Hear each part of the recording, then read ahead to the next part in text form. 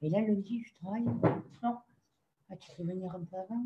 Je peux venir ouais, vers 11h30. Ah, ouais, Bon, elle a fait, ouais. Lundi, on commence par là.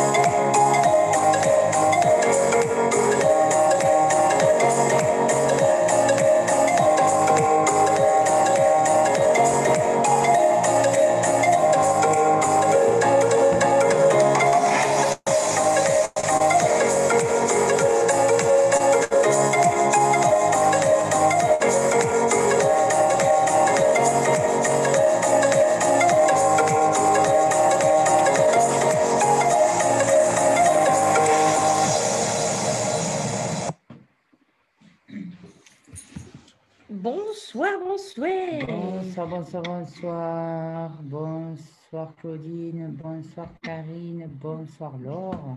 Bonsoir Karine. Bonsoir Cécile. Bonsoir Cécile. Bonsoir Agnès.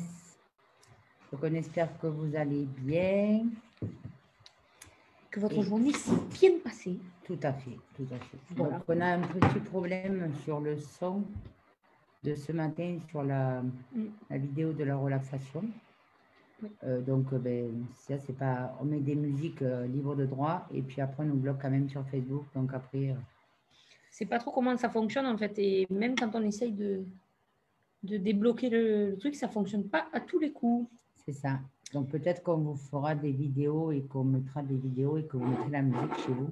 Ça sera peut-être mieux. C'est ça. À voir comment on peut faire. Donc, bonsoir Michaela. Bonsoir Claudette. Bonsoir Agnès. Les nénettes. Bonsoir Claudine, les louloutes. On est Nénette et louloute. Ma mère, c'est bonsoir Annick et Laure. Voilà. Bon, après, il faut revenir aux fondamentaux, quoi. Mais non, mais c'est bien. Mais oui, nous, on aime les Ça surnoms. recadre. C'est ça. Donc, on espère. Coucou les filles, Carole. Coucou. Coucou, Carole. Samuline. À À bientôt. bientôt. Au revoir. Nous saluons notre visiteuse. C'est ça. Vous remarquerez que j'ai décidé de remettre la photo de Laure. C'est comme je contrarie beaucoup de personnes, je fais voir que je suis une gentille fille. En fait, au ménage, t'écoute, je te mets la photo que tu aimes. Oui, mais après, ça ne me contrarie pas plus que ça. Mais tu vois. si, je l'ai changé. Stéphanie, je suis désolée, mais Tiens. je l'ai changé. Je te donnerai sa photo où elle est. Je te la donnerai, tu la mettras dans ta. Non, mais allez, on peut faire un truc, d'accord? Moi, j'aime le partage. Donc, on peut dire que le mardi, j'aurai une certaine tranche Non, mais moi, je et veux... le vendredi, une certaine. Je ne suis pas compliquée. Non, moi, je ne veux pas te faire de peine. Mais c'est pas de la peine. Je trouve que ça va bien. Mais par contre, la prochaine fois, tu prendras à la plage en été. Parce que ça ne fait pas sud. Hein. Bah, excusez-moi, j'étais un peu en Bretagne. Donc, vous savez que là-bas, été, hiver, Carole breton. qui voit le sud, mais là, on ne reflète pas trop le sud. Après, je peux rajouter un petit soleil. C'est ça. Je peux le dessiner si vous voulez. C'est ça, c'est ça. Donc, toujours Annick, bien sûr, patiente éducatrice, préparatrice mentale, présidente de l'association, vice-présidente du CNAO, et moi-même, du coup, enseignante en activité physique adaptée. Étudiante. Eh oui, il paraît, ouais, un peu. Vous avez un invité. Alors oui, on a deux invités encore. Attention, attention, attention. Cécile, bonsoir. Et nous avons Mamie Pétou. Bonsoir. Dis Françoise quand même. Qui ne pète plus. Voilà, pour ceux qui le savaient. Pour ceux qui le savaient. Et ceux qui ne le savaient pas. Oh là là, il faut que j'envoie un texto. Ouais. Donc Marie-France, bonsoir les belles, bon live. Vous avez bien suivi, vous êtes merveilleuse, bonsoir. Oui, merveilleuse. Merci. Nous allons peut-être être estampillés la 9e Marianne. 9e Marianne del Monde. Alors ce soir, ça va être un peu compliqué, mais j'espère que vous ne m'en voudrez pas. Voilà. Donc, si je bégaye, si je... Mais c'est ça. Mais alors moi, personnellement, ça m'arrange, puisque je bégaye toute l'année. Donc ça, c'est pas grave. Et je pense que les gens non plus. Donc aujourd'hui, le diabète. Donc parlons de diabète. Alors, le diabète qui doit parler à beaucoup de personnes parce qu'il y a différentes sortes de diabète et le diabète, c'est très, très compliqué. Alors, moi, je ne suis pas diabétique, mais depuis maintenant 9 ans, j'accompagne des personnes et bien souvent, la problématique et la maladie de diabète est associée à l'obésité. Et en fait, il y a différents types de diabète qu'on va aborder ce soir. Et le diabète aussi, maladie chronique, impacte vraiment sur la santé, sur le quotidien des personnes, sur des traitements qui sont difficiles à accepter, sur réguler le diabète, des hauts, des bas. Donc vraiment, c'est une maladie qui est un peu... compliquée dans sa gestion c'est ça. Et dans son accompagnement, puisque ça peut varier quand même selon les émotions, tout ça, mais on le verra au fur et à mesure des diapositives. Tout à fait. Donc, tu vois ça? Allez, la première est pour moi. Le diabète. Donc, le diabète. Bonsoir aux invités, Claudette. Bien sûr. Bonsoir. Je me prends pour une invitée. Bonsoir, merci. Merci, nous sommes sur le plateau. L'espace objectif santé. Ne vous inquiétez pas, un jour, je vais me pointer avec un micro. Ah oui, mais... Ah, mais... Oh oui! Ça y est, j'ai des idées. Vous êtes cuits. Non, mais tu sais, j'ai le micro comme mais ça. C'est ça. C'est mieux celui-là, parce que l'autre a un pignon. Oui, mais après, parce qu'en plus, si c'est celui-là, après, ça me donne envie de chanter pour oublier mes peines. C'est ça. Oh, nanana. Donc, tu vois, après, là, j'en ai pas. Rien que de faire ça, tu vois. Ça me donne envie de chanter. Je crois que j'ai un syndrome. Faudra que... Par contre, tu as plus de cœur. Hein. Ah, merci. Chanter. Oui. En plus, c'est pour mettre ton regard dans sa Agnès, elle me plaît des petits cœurs. Celui-là est pour toi, Agnès. J'adore. Donc, on repart sur. Je suis toujours à la première phrase. Le diabète, c'est la maladie chronique. Bien sûr. Donc, le diabète est une maladie chronique qui se caractérise par un excès de sucre dans le sang, qu'on appelle aussi hyperglycémie. Un petit cours de terminologie médicale, comme on vous fait à chaque fois. Hyper, ça veut dire le trop, donc le beaucoup. glycémie, c'est le taux de glycémie, donc de sucre dans le sang. Et hypoglycémie. Et taillé. C'est une chanson, ça. Hypo et taillé. Ça y est. Je vous la chanterai, ne vous inquiétez pas. Je vous la ferai NC4. Je crois que ce soir, Ce soir, ça va finir. ce soir, ça va y aller. Voilà, donc Moins. hypoglycémie, voilà, je Eh oui, cherchais. Donc, hypoglycémie. hypo, c'est moins, gly, C'est mis sucre, et émis, le taux. le sang. Mais oui, glycémie, c'est le taux de sucre dans le sang. Là, ça, oui, mais l'hypo, c'est le pas et l'hyper, c'est le trop. C'est ça. Comme hyper casse-bonbon, ça, c'est beaucoup trop. C'est ça. C'est moi. Merci. Donc, il est avéré, si le taux de glycémie à jeun est égal ou supérieur à 1,26, donc de grammes par litre, ou 7 millimoles par litre de sang, lors de 2 dosages successifs. Là, On arrive, oui, on va là, expliquer avec des mots. Oui, là, on identifie qu'il y a du diabète. Mais après, sur le diabète, Voilà. ça, c'est la glycémie à jeun. Oui. Et après, sur les contrôles, vous avez la glycémie, la glyquée qu'on appelle. Et ça, c'est notre taux. Donc, je crois qu'il faut qu'il soit en dessous de 5. Oui. Et après, c'est l'association De 6. 6 chez les diabétiques. Et après, c'est l'association. Merci beaucoup, madame.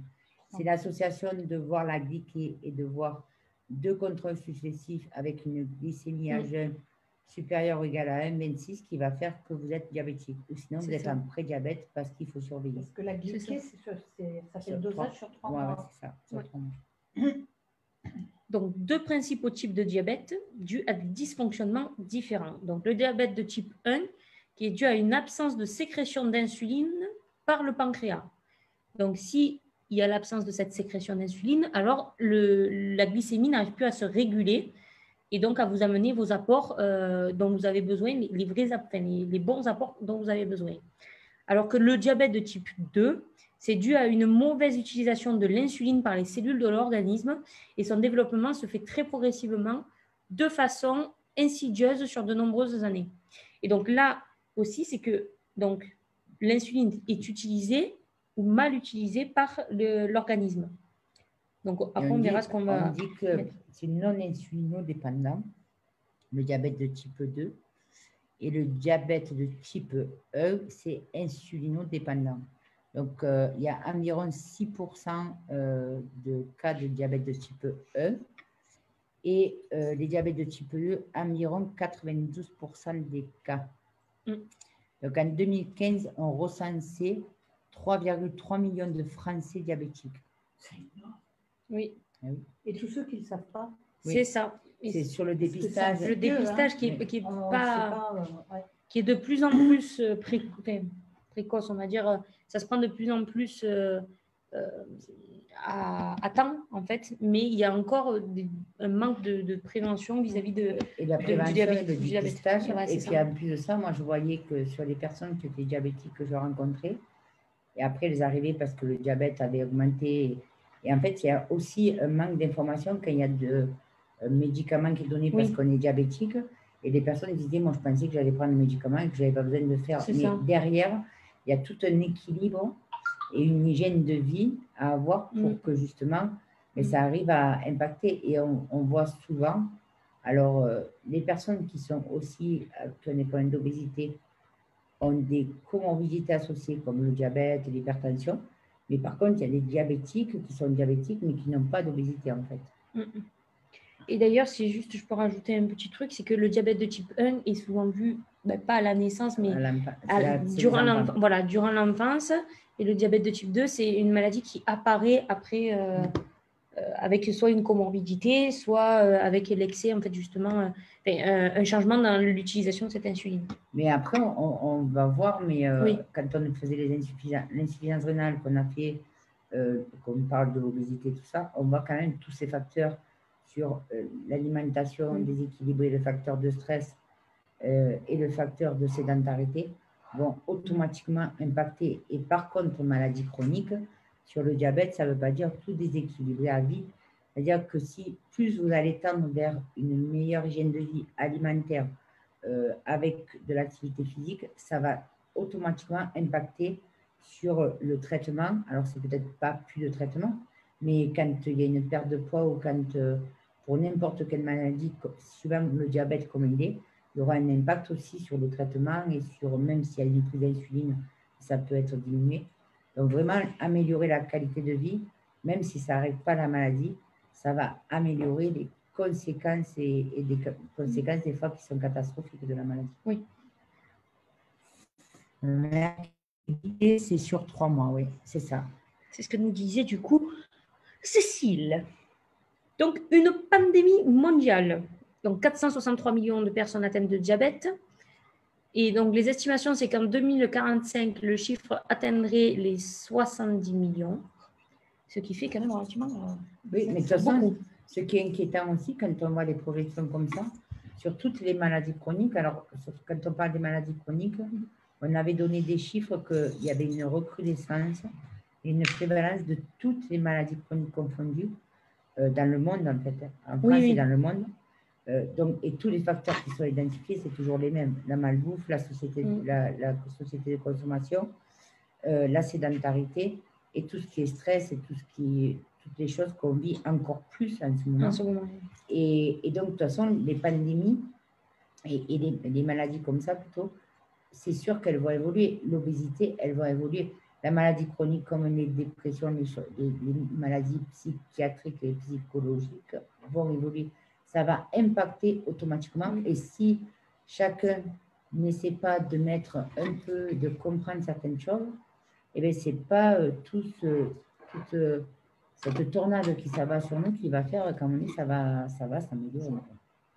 Donc, ça fait 1 sur 11 adultes qui est diabétique et 1 sur 2 personnes diabétiques n'est pas diagnostiquée. Donc, c'est ce qu'on disait sur le diagnostic, c'est une personne sur 2.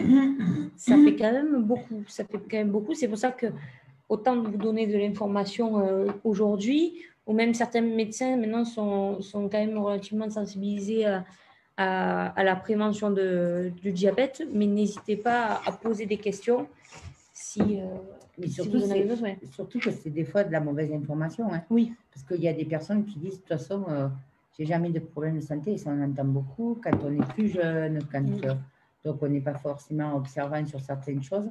Sauf qu'à un moment donné, on n'a pas quelque chose, même si on est jeune, ou même. Et puis après, par contre, on a des problèmes, surtout quand il y a une hérédité. Mais même sur les cancers, il faut faire des dépistages. Il faut aller voir au moins, si vous n'allez jamais chez votre médecin traitant, au moins 1 fois par an. Ça, on en parlait avec Adrienne Durand.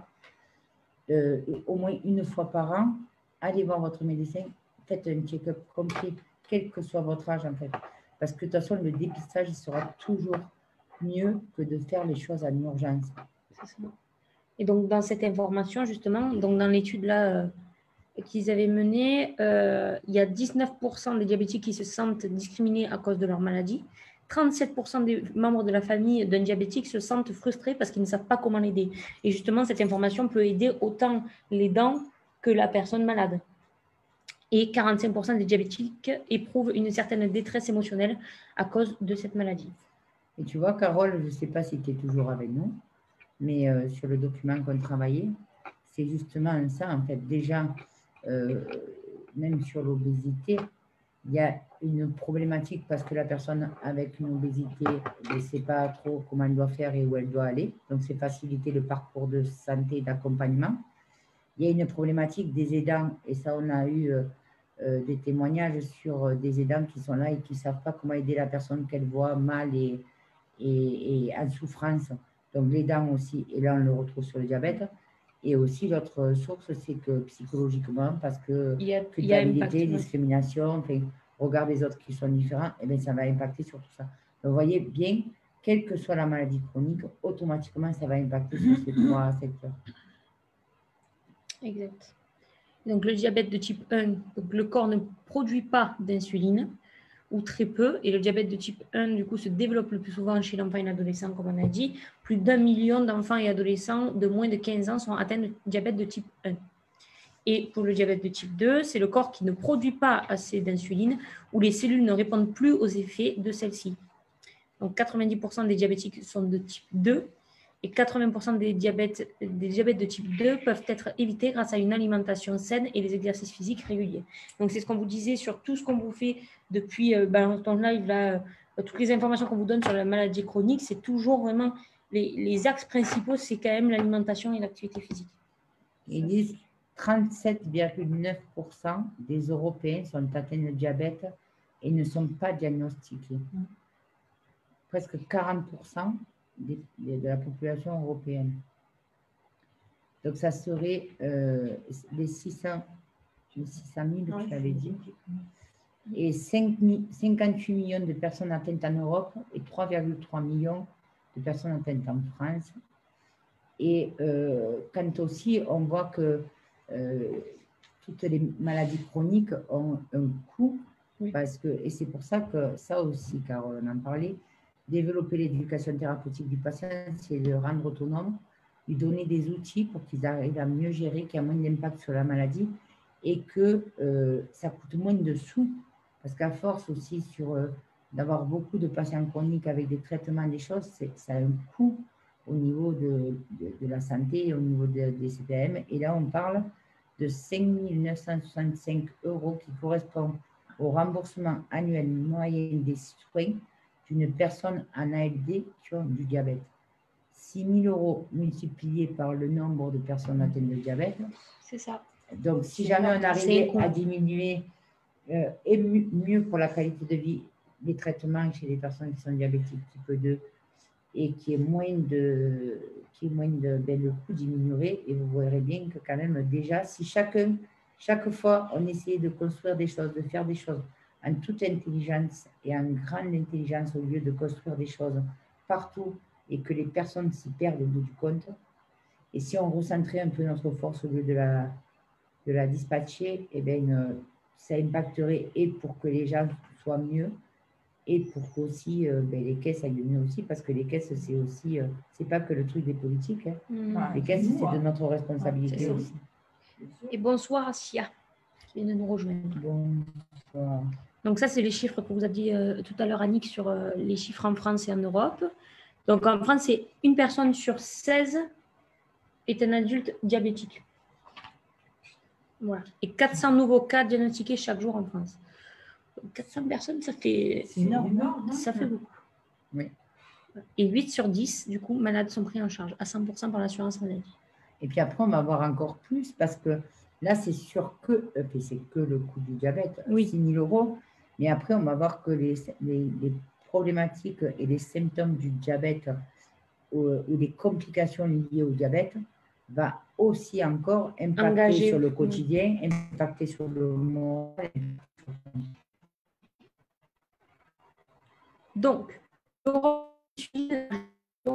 de la glycémie. Eh bien, la molécule. C'est exactement ce que j'allais te dire. On dirait un petit lumière. J'aimerais avoir une lumière comme ça. S'il y avait des petites ampoules rouges au bout. Oui, mais que tu déplies, en fait. Oui, non, mais d'accord, oui, parce que si tu le laisses enfourner comme ça, c'est sûr, ça t'éclaire le bon endroit, mais ça t'éclaire un endroit. Mais effectivement, c'est mignon. C'est ça, c'est pas mal. C'est de l'art. On parlait de l'art, Nina. Ne me relance pas sur l'art. Ah oui. Parce qu'après, c'est ça. Je pars. Après le chante. Chanter, oublier ses peines. T'as que celle-là aujourd'hui? Mais non, parce que sinon... c'est le verbe chanter. Ah non, chante, danser, mais tu basket. Mais il faut que je trouve plein de chansons sur chanter. Mais le seul truc, c'est que chanter, ça me chanter. Et tu vois, c'est parce qu'il commence comme ça. Je chante soir et matin, je chante sur mon chemin. La. Oui, mais après, je ne sais plus les paroles. Oui, mais chanter pour oublier ses peines. Oui, je sais, c'est un peu pas trop gai, mais... Non, mais tu ne sais pas la suite non plus. En fait. Oublier ses peines. Et non, c'est vrai. C'est vrai. Je ne sais pas quoi, un enfant, et pouvoir dire je t'aime. C'est ça. Non, mais on va rester sur les forbans du coup. C'est ça, moi je préfère rester sur mon luminaire là. Donc, le rôle de l'insuline dans la régulation de la glycémie. Donc, l'insuline, comme on a dit, est fabriquée par le pancréas. Donc, elle est présente en permanence dans le sang. Son rôle est de maintenir la glycémie autour de 1 gramme par litre. Donc, autour, parce que ce n'est pas vraiment 1 gramme précis chez tout le monde. Donc, ça aussi, il faut le prendre en considération. Voilà. Donc, lorsque les apports de sucre sont importants. Lorsque le taux de sucre s'élève, par exemple, après un repas, le pancréas produit plus d'insuline pour ramener le taux d'oxygène, n'importe quoi, le taux de sucre dans le sang à un niveau normal, puisque du coup, c'est ça. Puisque du coup, l'insuline, elle permet de diminuer le taux de sucre. Et donc, l'insuline est une hormone hypoglycémique. C'est ça. Moi, j'adorais la glycémie quand on faisait les cours. Ah, tu as aimé, monsieur. Alors, je ne sais pas si j'ai aimé le monsieur, mais le cours, oui. J'ai beaucoup aimé. Ah, donc, il y a des cachets, Claudette qui dit les suivis sont très importants quand on a du diabète. Oui. On en parlera un peu plus tard, Claudette. Donc, et la glycémie, elle est faite pour transformer l'énergie, en fait. C'est ça. C'est ça, c'est ça. Ça transforme petit à petit le. Pas la glycémie, non, l'insuline. c'est l'insuline. L'insuline qui transforme justement, qui essaie de catalyser du coup le. Sur les cellules de l'organisme. Voilà. C'est ça, mais c'est la l'insuline, poussée, c'est pas le... ça va se remettre à égalité pour produire de l'énergie. C'est ça. Et c'est pour ça qu'après, on associe l'énergie avec les féculents, tout ce qui est... apport alimentaire. Voilà, sur l'apport alimentaire. Parce que les sucres lents vont permettre justement d'avoir un apport, et ce n'est pas la même chose que les sucres liquides. Ça ne transforme pas la même énergie, mais voilà, c'est ça. Et donc, c'est pour ça que chez les personnes qui sont diabétiques, cet apport de sucre-là va permettre de se diffuser petit à petit.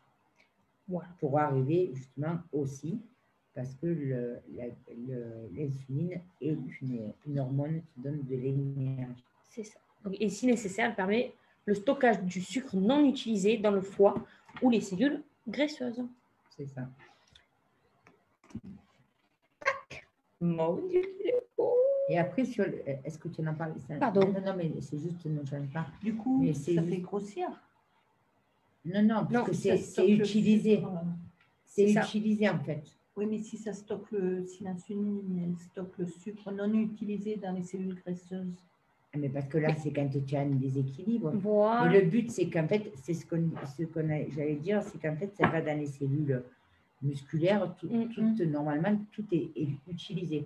Là où ça stocke et ça fait les cellules graisseuses, quand on parle chez les personnes obèses ou qui sont diabétiques, il y a le foie gras, il y a des dépôts qui se font. Ça, c'est parce que justement, il y a un dysfonctionnement et qu'elle est mal utilisée. C'est ça. C'est ça qui fait qu'après, il faut régler ça pour que justement, ça ne se stocke pas.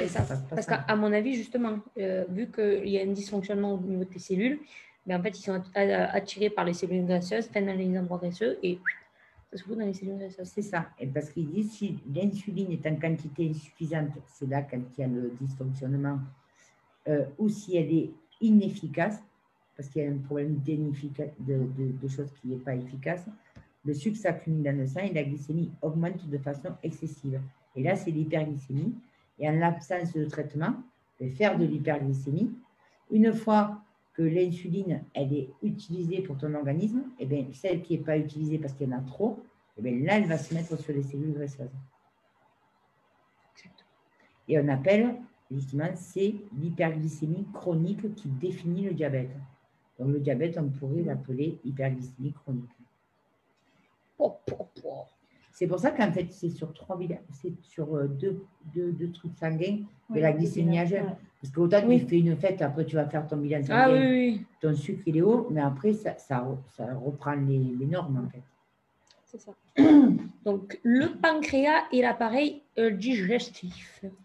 Donc si l'insuline est en quantité insuffisante aussi, elle est inefficace, le sucre s'accumule dans le sang et la glycémie augmente de façon excessive. C'est l'hyperglycémie, c'est ce que tu disais. Et en l'absence de traitement, cette hyperglycémie se maintient à un niveau trop élevé. Et c'est ce qu'on appelle, comme tu as dit, hyperglycémie chronique. Ah oui, je crois que je fais. Mais ce n'est pas grave. Ouais. Mais je pense qu'il faut prendre le temps d'apprécier ces petites images. Et voilà, alors ça, c'est ce qu'on avait. On n'avait pas fait la digestion, je ne sais pas si on avait fait la digestion. Si. Mais justement, quand on faisait voir, là, c'était l'estomac.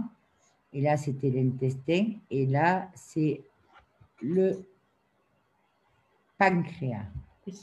Là, c'est le foie. Et là, c'est le foie. Et là, la vésicule biliaire. Et donc, en fait, vous voyez aussi que quand on fait l'appareil digestif, après il y a le duodénum, après le pancréas, tout ça, c'est tout ce qui est le système digestif et donc après, ça va impacter automatiquement sur l'assimilation, sur la digestion, sur le fonctionnement qui, c'est comme quand il y a un problème, quand on a vu les maladies respiratoires.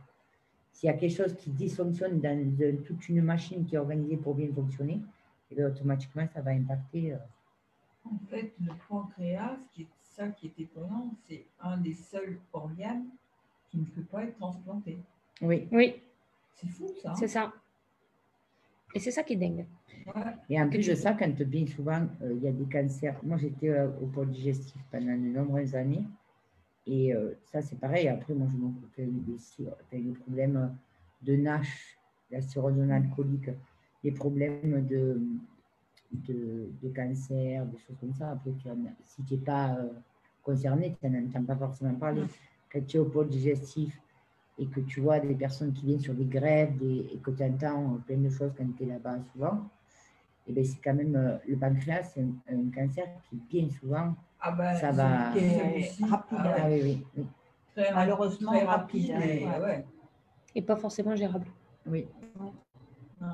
C'est ça. Oui, c'est ça. Et il ne se régénère pas. Oui. Mais non. Le foie, tu peux faire une ablation après. Le foie, tu peux...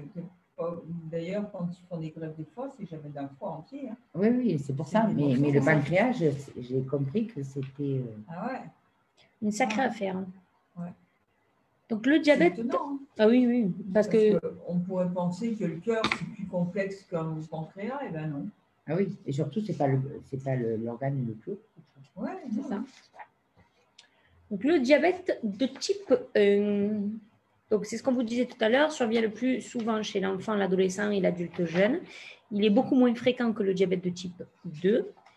Le pancréas ne fabrique plus d'insuline de façon suffisante. En son absence, les cellules ne peuvent plus utiliser correctement le sucre qui circule dans le sang. Donc l'hyperglycémie apparaît rapidement dès que le niveau d'insuline devient insuffisant. Puisqu'en fait, les cellules, elles s'excitent parce que elles n'ont pas l'apport qui le régule. Voilà. Et c'est appelé aussi diabète insulinodépendant. Et c'est une maladie auto-immune. L'organisme est alors agressé par son propre système immunitaire. Et le caractère héréditaire du diabète a également été mis en évidence, mais la probabilité de transmettre la maladie demeure relativement faible. Et donc, voilà, donc le diabète de type 1, c'est dû vraiment à une absence de sécrétion d'insuline par le pancréas. Donc, il ne fonctionne pas du tout. Et donc, automatiquement, comme on disait tout à l'heure, s'il y a quelque chose et ça ne fonctionne pas, ça va créer toujours une problématique d'hyperglycémie. C'est pour ça qu'il faut leur rajouter de l'insuline pour pouvoir équilibrer ces taux. Et donc, comme tu disais, c'est vraiment, bien souvent, c'est à l'enfance ou à l'adolescence ou l'adulte jeune, mais bien souvent, c'est des enfants. C'est beaucoup plus tôt, c'est pris beaucoup. Maintenant, en plus, c'est beaucoup plus tôt, puisque quand j'étais à Palavas, je sais qu'ils les prenaient quand même très, très tôt et dans les consultations, quand l'enfant avait certains symptômes, il les testait directement, quoi. Et c'est pour ça qu'après, quand tu as un enfant déjà qui a un diabète et que les parents, là aussi, ils ont souvent l'âge de l'enfant. Et puis aussi, moi, j'ai vu, quand j'allais à l'école, il y avait un enfant qui était diabétique et une jeune fille que sa sœur était diabétique. Et en fait, elle disait, mais ma sœur, elle n'a pas droit à rien. Et quand tu étais enfant, mais voilà, tu veux. Et là, les anniversaires, les gâteaux, tout là, ça. C'est quand même très, très compliqué. Oui, parce que l'hyperglycémie, ouais. Oui. Et l'hyperglycémie, ça peut aller jusqu'au coma. Ah oui, c'est ça. Ah bah oui. Et puis en plus, tu fais, il y a des, comment ça s'appelle? Quand on sent, il fait, je ne me rappelle plus comment ça s'appelle, je vais dire de bêtises, mais je chercherai. D'accord. De l'acétone. L'acétone? Non, je ne pense pas. Si, je regarderai. L'acétone, c'est le foie. Alors, je regarderai ce que c'est. Ouais. Alors, en France, 150 000 personnes, essentiellement des adultes, ont un diabète de type 1. Entre 2013 et 2015, le CNDS recensait 18 cas pour 100 000 enfants ayant un diabète type 1. 6 424 et adolescents ont été identifiés comme nouvellement atteints de diabète de type 1 sur la période. Donc le diabète, après voilà, le diabète de type 1, mais ça fait... Mais c'est surtout que c'est comme on dit, c'est pris, c'est vu très tôt généralement chez les enfants, sauf qu'après, il y a la gestion aussi de la maladie qui entre en jeu, notamment parce que, mais encore une fois, ce sont des enfants et il faut les éduquer avec ça et pour qu'ils fassent de l'auto-soin, en fait. Ah ouais, c'est vraiment sympathique. Mais par contre, moi, je sais que ça m'avait impressionné parce que, du coup, à Palavas, il y a l'hôpital des enfants, du coup, là-bas, et il y a l'école. Et dans l'école, on est tous mélangés. Donc, il y a plusieurs classes, mais je me rappelle de voir les petits. Ils me parlaient moi, j'étais en train de le faire pour mon bac, de voir ce que c'était le diabète, tout ça. Et le petit, il arrivait. Ah oui, ben moi, je dois prendre ça. Le gosse, il avait 7 ans, quoi. Bah oui, et il était complètement. Après, ils deviennent autonomes. Et en fait, c'est ça, c'est d'essayer de les rendre autonomes. Mais le gamin m'avait impressionné parce qu'il me disait, oui, alors tu regardes. Alors, il me montrait son appareil, justement. Il me dit, alors regarde, parce que pour mon bac, c'est lui qui m'a appris, en fait. Il me montrait son appareil, il me disait, alors tu vois, ici, il ne faut pas que je descende en dessous de ça. Là, il ne faut pas que je sois là. Sinon, regarde, c'est impressionnant. Il me dit, regarde, là, je suis un peu bas. Donc, j'appuie sur le bouton. Et en fait, il se faisait ses injections tout seul. Mais le gosse avait 7 ans, quoi. Ah oui, mais c'est vraiment très impressionnant. C'est ça. Mais par contre, je trouve que c'est bien parce que et je me rappelle, il avait un petit carnet très ludique, très explicatif, qui disait, voilà. Bien fait, hein. Et franchement, c'était très bien fait. Je ne sais pas si c'était l'hôpital qui l'y avait fourni ou si c'était peut-être son... les carnets, quand tu as prêté comme ça, tu es sous pomme. C'est ça. Mais je trouvais que c'était vraiment bien fait. Et donc, ça fait partie de leur boulot de vraiment les éduquer. À devenir autonome. Mais c'est l'éducation thérapeutique. Et l'éducation thérapeutique est venue aussi avec les diabétiques. Oui. Donc l'acétone, c'est bien ça. Ah, c'est bien l'acétone. C'est un déchet qui provient de la dégradation des graisses dans notre organisme. Nous en produisons tous une petite quantité qui ensuite est éliminée par les voies respiratoires et les urines. Le corps cétonique et l'acétone sont produits lorsque notre organisme est à court d'insuline et ne peut pas utiliser le glucose. Chez les diabétiques, dès que l'organisme est en manque d'insuline, le corps cétonique s'accumule de manière excessive dans le sang et provoque des acidités excessives. Alors, on parle d'acidocétose. Ah, mais oui, acidocétose. Tu vois? Et en fait, les crises d'acétone, c'est très grave. Ouais. Et c'est sur les diabétiques de type 1. Voilà. Donc, ça dit que c'était. Je revois mon tableau, c'est vrai. L'acidocétose correspond à une acidité excessive. Elle observe lorsque la quantité d'insuline chez les diabétiques de type 1, mais aussi parfois chez les diabétiques de type 2. C'est une urgence médicale qui nécessite une hospitalisation. C'est vrai. C'était écrit en rouge dans mon cahier. Et tu vois, j'ai pas fait le cahier, mais moi, quand je fais certains régimes, je faisais des crises d'acétone. Ça sentait mauvais. Oui, mais le problème, c'est que ça n'impacte pas de la même manière. Non, et là, je savais que chez les diabétiques, c'était quelque chose de... Et surtout, grave. Oui. Ouais. Merci pour ce compliment d'information. Mais j'aime beaucoup ces petites... Vous avez vu, diabète de type 1, diabète de type 2. J'aime beaucoup ces petites images. Donc, le diabète de type 2, il survient généralement après l'âge de 20 ans, mais peut parfois apparaître dès l'adolescence, surtout en présence d'un surpoids. Le diabète de type 2 est donc une maladie chronique en pleine expansion, comme on l'a vu avec les chiffres tout à l'heure. Et là, il y a encore des chiffres, donc je te les laisse. Dans 92% des cas, il s'agissait d'un diabète de type 2, donc c'est ce qu'on avait vu tout à l'heure. Et ils disent qu'en 2019, une personne sur 11 souffre de diabète dans le monde. Ce chiffre rendu public est dans la classe de 2019. Donc ça, c'était en 2019. Il représente très exactement 463 millions de personnes dans le monde, c'est ce qu'on avait vu. Et le facteur pour évaluer votre risque et développer du diabète de type 2, et il y a beaucoup de programmes et sur le diabète, il y a le réseau, c'est SOFIA, donc, qui a été mis en place par Amélie. Il y a des associations de diabétiques. Et en plus, c'est une maladie qui est quand même, qui a été identifiée. Et les diabétiques, elle est quand même bien ancienne. C'est ça. Donc, il faut vraiment faire en sorte de se faire accompagner. Il y a les grosses fédérations qui mettent, franchement, j'ai regardé là tout à l'heure, je suis tombée dessus par hasard, la Fédération française des diabétiques qui met énormément d'articles à disposition pour la compréhension, mais le site il est vraiment top. Et surtout, en fait, sur l'accompagnement général du diabétique avec des liens pour les associations qui sont au local. Mais franchement, c'est un site qui est vraiment intéressant et je vous invite à y aller si ça… Et l'Association française des diabétiques, c'est une association nationale. Donc, en fait, et après, elle a des associations par secteur. C'est ça. Donc, si vous êtes diabétique, cherchez sur le site, tapez votre région et vous aurez de l'information et les personnes seront à même à vous conseiller, à vous accompagner et à vous… Parce qu'en fait, aussi, chaque association a sa spécificité et chaque association qui a sa spécificité connaît à la connaissance des choses, en fait. Donc, n'hésitez pas d'aller… et sur la période de 2010-2015, le diabète avait augmenté de 2,1% par an.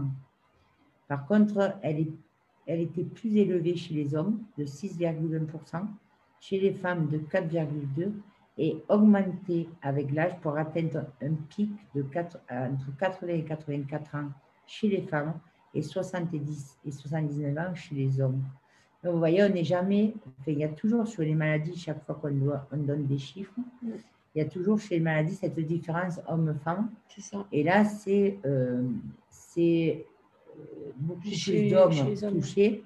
Et par contre, des hommes beaucoup plus tôt, en fait. Et je ne veux pas dire de bêtises, mais je crois que c'est si j'ai ma mémoire qui est bonne, c'est par rapport justement aux personnes qui sont plus en surpoids. Et du coup, la catégorie, c'est plus les hommes qui sont en surpoids que les femmes, au niveau des chiffres.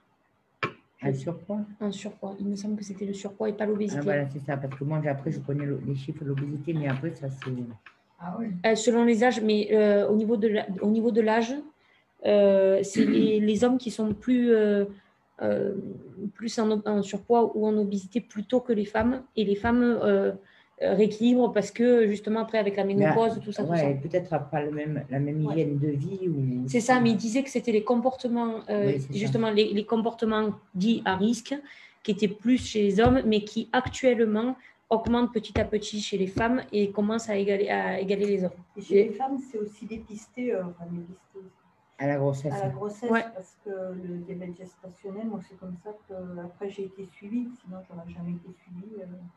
Donc, suite à la grossesse. Ouais, j'ai fait du diabète gestationnel et on m'a dit, de toute façon, tu seras diabétique, tôt ou tard, tu seras diabétique. D'accord. Parce que tu as fait ce diabète gestationnel.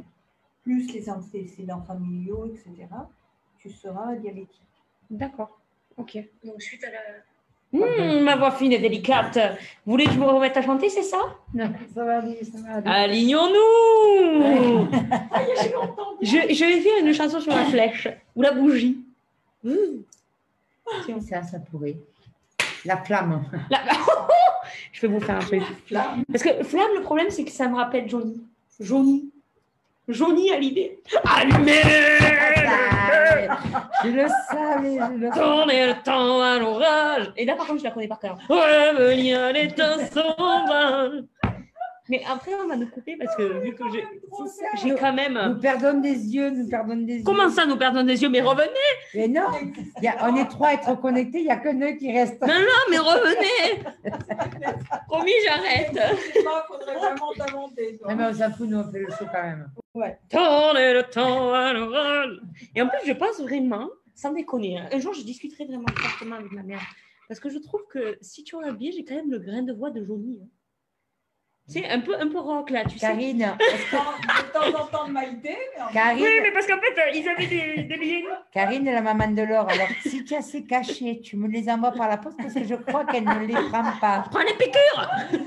Ramène les piqûres. Ça agit plus vite. Ah oui, en parlant de piqûres, par contre, c'est Karine avec un C qui nous fait toujours les belles images. Donc, merci, Karinette, dit Tantine. C'est ça, dit Tantine. Donc, revenons à nos moutons. Parce que moi, j'ai l'impression que c'est parti un peu, tu vois. Et du coup, après, il y a Maïté qui revient. Et du coup, oui, c'est vrai, je m'éparpille. C'est vrai, il faut Pour une fois que l'avouer. je suis sage aujourd'hui. C'est ça. Mais bon, je ne peux pas m'en empêcher. Excusez-moi. Donc, nous disions que le développement du diabète de type 2 se fait sur plusieurs années. Oh, j'ai perdu une branche, excusez-moi. Et en 3 étapes. Donc, tout d'abord, les cellules de l'organisme deviennent résistantes à l'insuline. Ça veut dire qu'elle ne prend plus comme manger l'insuline. Cette résistance est normale avec l'âge, mais elle est aggravée par l'excès de tissu gras en cas de surpoids et d'obésité. Ce stade s'appelle l'insulinorésistance. C'est normal puisque insuline, résistance, c'est ça. Ça ne veut plus. Résiste. Oh, que tu existes. Pardon. Insulino-résistance, mais ça veut dire que le pancréas produit Le quand pancréas. Le pancréas. Le pancréas produit Oui. quand même de l'insuline. Oui, Ah oui, mais mais les c'est- cellules ne veulent plus en manger. Voilà. Et tu peux être de type 2 et te piquer à l'insuline quand Ah, même. mais ça n'a rien à voir. Oui. L'insuline, ça fait partie du traitement pour équilibrer, en fait. Mais ce n'est pas la même chose que le diabète type 1. Ouais. Le pancréas ne sécrète rien. D'accord. C'est ça. Le diabète de type 2, C'est un le dysfonctionnement. pancréas, mais il n'impacte pas sur les cellules. C'est ça. Donc, il faut en rajouter. et il est D'accord. Il peut l'insuline. fonctionner. C'est ou ça. pas. Voilà. Ça dépend des Ou personnes. peu, Oui, c'est ça. ou- Le type 2, en fait, il est vraiment spécifique à la personne. Il y en a qui vont avoir potentiellement de l'insuline qui se sécrète, mais les cellules ne veulent plus de cette insuline, donc ne prend pas en compte cette insuline, alors qu'il y en a que l'insuline ne va pas se produire, et donc en fait, ça dépend. Voilà. Ouais, comme JC par exemple. Oui, alors là, oui. Oui, mais c'est- Stéphanie et Françoise. Hein. Coucou. Bonsoir, bonsoir. Ananas, Et par c'est ça. contre, bonsoir, Asia. Ah, ça y est, reviens, t'as arrêté de chanter. Alors, s'il te plaît. Stéphanie, Restez là. j'ai fait un concert, tu l'as raté, donc du coup, je vais le recommencer. Résiste. Oh, que tu existes. En plus, j'ai la Corée. Cherche ton bonheur partout. Va, refuse ce monde égoïste. Ah oui, celle-là me va mieux. Tu vois, Celle-là, de suite, je préfère que pour oublier les peines. Tu vois, c'est... chanter. Donc, oui, et après, c'est par contre, la base, c'est de comprendre ça. Et par contre, après les traitements, parce que justement, le diabète, c'est un dysfonctionnement, mais qui n'est pas toujours pareil. Et puis, c'est pour ça que des fois, il y en a qui sont juste, qui ne sont pas justes, mais ce n'est pas péjoratif de dire juste, mais il y a des personnes qui prennent un médicament, il y en a qui prennent plusieurs médicaments pour le diabète, il y en a qui sont avec l'insuline, il y en a qui sont... voilà, donc c'est pas... Il n'y a pas une manière ou une façon d'être diabétique. En fait. Oui, c'est ça. Mais par Et contre, ouais. le système, c'est qu'il y en a sur un, le pancréas ne fonctionne pas, et sur l'autre, le pancréas, il est un peu capricieux. C'est ça.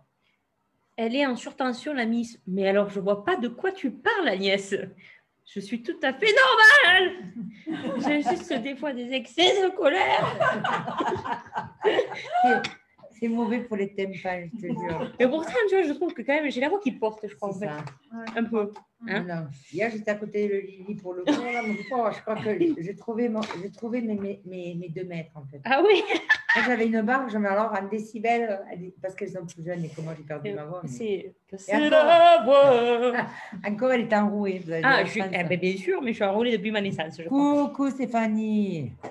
Donc, nous en étions où? Donc, oui, donc l'insulinorésistance. Le glucose, il s'accumule dans le sang et donc il y a l'hyperglycémie qui s'installe progressivement. Et l'hyperglycémie, puisqu'il y a une hyperglycémie et que, Cécile, il y a trop De glycémie, de sucre. d'insuline, et bien à un moment donné, il Ah oui, va se d'insuline. servir, et après, il va stocker et il va aller dans les cellules. Et transformer. Et là, c'est la catastrophe. Et- Donc, la deuxième étape, c'est l'organisme qui tente de s'adapter. Donc, dans un premier temps, le pancréas augmente la production d'insuline. C'est ce qu'on appelle l'hyperinsulinémie ou nisme. Ah bon, nisme. Moi, on m'a toujours dit hyperlinsulinémie. Je sais C'est pas. déjà très compliqué. Faut pas Hyper. encore en Ouais, mais ça, on ne dit pas, on ne va pas jusqu'au bout. On utilise Ouais, voilà. pas ce On ne le mot-là. dit pas. Ouais. Allez, on fait ça. On supprime, on C'est ça. recommence. Et la troisième étape, du coup, c'est après plusieurs années, donc entre 10 et 20 ans, le pancréas s'épuise et ne peut plus sécréter suffisamment d'insuline pour réguler le taux de sucre dans le sang. C'est le stade de l'insulinodéficience, c'est ce qu'on te disait. Par le surexcès, en fait, ça l'a vidé. Vraiment, c'est compliqué. C'est pour ça que plus on prend en amont et plus on traite en amont, moins le pancréas qui dysfonctionne un peu se fatigue et moins il y aura d'incidence sur plein de choses. Ah, C'est ça. c'est- Je trouve ça fascinant quand même. Bon, c'est pas ouf, mais c'est quand même, Mais hyper après, quand tu impressionnant. comprends comment ça fonctionne, Oui. et c'est pour ça que c'est... Et puis, comme on dit, des fois, les personnes ne s'en rendent pas compte parce qu'il n'y a pas forcément... Et tout à l'heure, je crois qu'on parlera des signes. Oui. Il y a des signes quand même, des signaux d'alerte Oui. qui font que si vous avez certaines choses, c'est aller vous faire un bilan sanguin pour voir si... Ça. Mais c'est pareil, c'est plus ou moins important chez les personnes. Et il y a des personnes, ça ne se voit pas forcément. Et ça c'est quand même dingue parce que quand tu vois tout le bazar que ça met à l'intérieur de l'organisme, tu te dis comment ton corps ne peut pas traduire ça au bout d'un moment. Mais c'est pour ça que quand on vous Donc, dit... parlez à votre corps. Et oui, mais que sur les dépistages, quand on vous parle des dépistages du cancer, du stent, bien souvent, quand votre corps s'exprime et que vous vous rendez compte, bien souvent, on est à un stade très, très avancé. Hein. C'est donc, ça. la prévention, elle est super importante. Tu vois, j'ai recommencé à chanter, on a récupéré des yeux. Excusez-moi. Maladie silencieuse. Oui. Pas grave. Qui l'aura? Moi, je suis une maladie silencieuse, ouais. C'est bien connu. Mais à moi-même, du coup. Et Stéphanie, on est d'accord, je suis une maladie silencieuse. Moi, je trouve que silencieuse, ça me colle bien au visage quand même. Oui, mais à toute ta personnalité. Même les yeux ouverts et la bouche fermée. Bien sûr, bien sûr, bien sûr, bien sûr. Donc, revenons sur nos petits chiffres. Le diabète, facteur de risque pour le diabète de type 2, la génétique, l'âge et des facteurs héréditaires peuvent constituer des risques de devenir diabétique contre lesquels il n'y a pas de prévention. Mais certains comportements représentent des facteurs de risque pouvant être évités. Donc, la mauvaise alimentation, comme on vous disait, une personne sur 2 est en surpoids et l'inactivité physique, une personne sur 10 est obèse. Oui. Diabétique. Une sur 2 est en... Non, une personne sur 10 est obèse. Ouais. Une personne diabétique sur 10 est obèse.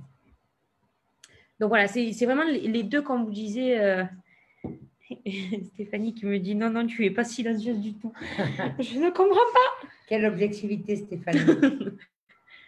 Donc voilà, c'est vraiment les deux facteurs les plus, qui s'appellent évitables, qui agissent sur la... Et après, il y a l'hypertension aussi qui est souvent associée au diabète. Donc, quand vous êtes hypertendu, souvent, on vérifie si vous n'avez pas du diabète aussi. Et après, des problématiques... c'est étapé? Mais un petit compliqué. Je croyais qu'il y avait un autre truc de sur le Non, facteur. c'était juste là. Quand tu parles de diabète gestationnel, donc ça aussi, c'est quand il y a du cholestérol aussi. Oui. Voilà. C'est cela. Donc, les complications. Donc, le diabète est une principale cause de maladies cardiovasculaires et rénales, de cécité et d'amputation. Parmi les diabètes en France, 16,7% souffrent de troubles cardiovasculaires, 20% souffrent de troubles visuels et 19% souffrent de néphropathie. Donc, la néphropathie, c'est les reins. Ah oui. Les reins. Est-ce que tu veux parler des autres? C'est le dessin que tu veux? Moi, je ne sais pas, j'ai pris mes lunettes. Là, j'y vois là. Ah oui, mais si j'allais dire, alors attendez, je vous montre quand même la feuille. Si là, elle n'y voit pas, moi, je me fais du souci. Non, mais je me demandais si tu avais tout lu là. Oui. Donc, après, c'est pour ça que quand vous êtes diabétique, vous avez une visite chez l'ophtalmo, vous avez voilà, qui sont pris en charge par la podologie. Oui. Donc, l'infarctus chez les personnes qui sont diabétiques, des complications graves à long terme. Donc, vous avez l'infarctus du myocarde. Chaque année, parmi les 10 000 diabétiques hospitalisés, pour un infarctus du myocarde, 1000 décès d'euros. La néphropathie, chaque année, 3 000 diabétiques démarrent une dialyse ou subissent une greffe de rein. C'est ça qu'on a dit qu'on parlerait. L'artérite? Non, des greffes et des dons. Oui. Donc ça, on avait dit, je m'en rappelle plus. On a noté. En 2000. En 2027. Voilà. Donc l'artérite des membres inférieurs. Chaque année, 9000 diabétiques sont amputés suite à une artérite. Donc avec... Il faut te payer quelque chose. C'est dommage que vous ne voyez pas Françoise parce qu'elle est très expressive. Non, mais je trouve que Les chiffres sont énormes, mais Ah oui. je pense surtout à Françoise qui ne se soigne pas comme il faut. Et il y en a beaucoup, ouais, il y en a beaucoup. Donc après, ça entraîne des problèmes de neurodégénérescence, d'AVC, de rétinopathie, de cicatrisation, de maladies hépatiques et de neuropathie périphérique. Alors, les neuropathies périphériques, c'est au niveau des mains. Les mains. Et bien là, moi j'en ai connu un jour, c'est quand même très, très, très douloureux. Et oui. Et tout est douloureux, mais après, Oui. bon, quand tu ne le vis pas, tu ne peux pas te rendre compte. Et surtout quand tu ne sais pas ce que c'est. 3 étapes pour le changement. 2 points. Bon, tu trouves pas que... tu ne pas changer. Mais tu sais ce que je sais faire? Attendez, pause. Non. Vous savez ce que je sais faire? Le truc de la SNCF. Ah oui, c'est ça. Attends, je vais aux toilettes. Attendez. Vous trouvez pas que je fais super bien? ouais, super. Ah, mais non, mais alors je me suis entraînée quand j'allais prendre mes trains. Non, mais je vous raconte ma vie. Donc, j'y allais comme ça, et en fait, je m'embêtais parce que vous savez qu'il y a toujours des retards. Et il y a toujours du retard dans les trains. Et à un moment donné de ma vie, je prenais beaucoup de trains. Donc, du coup, j'entendais. Et donc, j'ai commencé à le faire. Et les gens m'ont regardé un peu de travers, j'avoue. Mais d'un autre côté, franchement, c'est un talent, écoutez. Oui, c'est vrai. Non, mais attendez, je vais aller à un incroyable talent, un de ces 4. Je ne vais pas leur dire ce que je fais en réalité. Et je vais tester tout ce que je sais faire. Donc, la SNCF. Ensuite, je vais faire preuve de ma belle voix, quand même. Donc, je vais chanter Johnny. Maïté. Bien sûr. Maïté! Tu vois? La flamme. Tu vois? Non, mais je pense que si je cumule toutes ces possibilités artistiques, je vais dire, je pense qu'il y a moyen de faire quelque chose. Non, mais écoute, non, mais je ne pense pas, moi j'en suis sûre. Hein. Tu vas nous faire dérailler, Agnès. Je dis, mais pourquoi tu dis ça? Je ne sais pas pourquoi tu t'emmerdes ici, en fait. Tu ne devrais pas t'emmerder avec nous, l'autre. Tu as tellement de... Mais je ne m'emmerde pas. Mais peut-être on pourrait faire un spectacle pour gagner. Mais oui! Faisons un spectacle. On va t'aider au feu, là. Au feu. Elles veulent me mettre au feu. Avec le jongleur. Ah non, mais alors oui, par contre, ne m'attendez pas. Ne m'attendez pas pour jongler, par contre, hein, parce que je suis très, très mauvaise au jongle. Non, mais c'est pour te faire chanter, pour te faire maïter. Mais c'est ça, mais moi, je te dis, je vais réfléchir, franchement. Et calendrier. Ah oui, au feu? Oui. Mais je vais être belle, peut-être. On va faire un spectacle. Un soir, je vais vous organiser un spectacle samedi soir. Un samedi soir, on va faire le show de Lolotte. Alors, je ne fais pas funambule non plus. Hein, parce que là, il va y avoir vraiment un tout petit problème. Fera un concours de toboggan. Mais oui. Ah oui, on a... Alors, pour la petite histoire, c'est la pause syndicale, excusez-nous. Hein. Donc, pour la petite histoire, nous avons débuté un concours de toboggan avec Annick. Voilà, donc qu'est-ce que le concours de toboggan? Vous allez nous dire, mais vous avez un toboggan chez vous? Ben non. Donc en fait, nous avons des Swiss balls. Qu'est-ce que le Swiss ball? C'est le gros ballon là, comme ça, où on s'assoit normalement dessus pour rebondir. Et, voilà, et pour les bureaux, vous pouvez en avoir, c'est très bien. Franchement, oui. C'est la prévention pour les problèmes de dos. Voilà.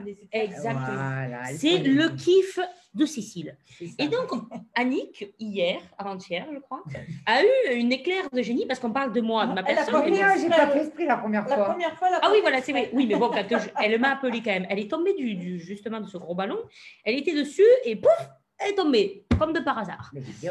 C'est ça. Et donc, du coup, elle est venue me chercher alors que j'étais tranquillement en train de faire mes cours. Et elle m'a dit, mon Dieu, il faut qu'on fasse quelque chose, il faut qu'on fasse un concours de toboggan. Voilà. Donc, du coup, on a mis en place. Et pour l'instant, j'ai un 0. Oui, mais on n'en a fait que, mais bon. Oui, mais écoutez, on va voir la suite. Et c'est marqué. Oui, et c'est marqué sur le tableau là-bas. Donc, C'est ça. on a le concours mensuel et chaque mois, on va vous faire un concours. Voilà, Allez, allez, partant. c'est ça. Donc, janvier, ça sera le concours de toboggan et en février, on vous dira ce que c'est. Ah, c'est le concours de ski sans glace. C'est ça.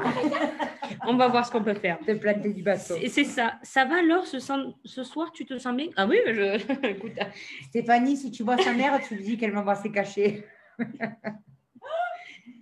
Donc, recentrons-nous. Aligne-toi. Donc, nous parlions des changements. Donc, nous allons parler de 3 étapes importantes pour les changements. Nous avons l'étape 1, évaluer votre risque. Donc, certaines maladies augmentent également le risque de survenue du diabète de type 2. Donc, comme on l'a dit tout à l'heure, l'hypertension artérielle, souvent associée au diabète lors de sa découverte, et une anomalie du taux de graisse dans le sang, comme le cholestérol par exemple. Mais également un antécédent de diabète gestationnel, c'est-à-dire un diabète survenant durant la grossesse, comme nous disait Cécile, et avoir donné naissance à un bébé de plus de 4 kilos. Ah bon, mais ça, tu vois, je ne le savais pas. C'est ça, quoi. Ah, mon fils, il avait 5 kilos. 5 kilos Bravo. Ouais. C'est le sucre qui la booste. C'est le sucre qui la booste. Ouais, ça doit être ça. Ça doit être ça. J'arrête le sucre. 3,8 kg ma fille et 5 kg. C'est le deuxième? Ouais. 5 kilos le deuxième? Ah oui, tu t'es dit que là, peut-être, Il était grand. faut l'arrêter. Ouais. C'était un bébé de presque 3 mois déjà par rapport aux autres à côté. Ah ouais. Très bien, très bien, très bien, très bien. C'était l'attraction de la maternité. Ouais. Ensuite, nous avons l'étape Et maintenant, 2. 2. Il est plus grand que moi. Je vais Le faire- manger équilibré. Ah, ça. Donc, c'est une alimentation bénéfique pour la santé. Donc, elle est variée, sans aliments interdits. Je répète, sans aliments interdits. Oui, je l'entends. Et c'est ça, c'est la notion que l'on oublie quand même relativement souvent dans les fameux régimes. Oui, Voilà. mais dans les fameux régimes, on n'oublie pas souvent. On frustre les gens. Oui, Voilà. mais donc, il n'y a pas d'interdiction, c'est ce que je voulais dire. Donc, manger équilibré, c'est pour tout le monde la même chose. c'est Et ça, en plus de désolé, ça, hein. pour anticiper les problèmes de maladies et de maladies chroniques ou de problèmes sur la santé, le manger équilibré ne veut pas dire des régimes restrictifs ou s'interdire quoi que ce soit. C'est justement comprendre nos besoins de notre corps, savoir comment ils vont être utilisés pour pouvoir mieux les consommer. Et ça, c'est pour ça qu'aussi l'éducation thérapeutique arrive pour justement sensibiliser, informer les personnes pour arriver à mettre en place des choses. Et après, dans certaines problématiques, c'est je sais comment mettre en place, mais il y a d'autres choses qui font. Donc, en fonction de comment vous êtes, eh bien, il faut avoir une équipe pluridisciplinaire qui vous permettra de... Et ensuite, une alimentation qui recouvre donc, ça, tu l'as dit en fait, donc non, sincèrement.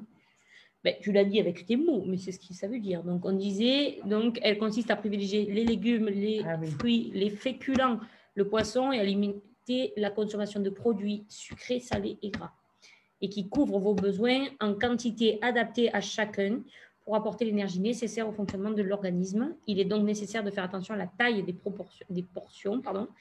Trop importante, elle favorise le surpoids, tout comme une alimentation trop riche en graisse. Et après, le surpoids, on est sur l'obésité.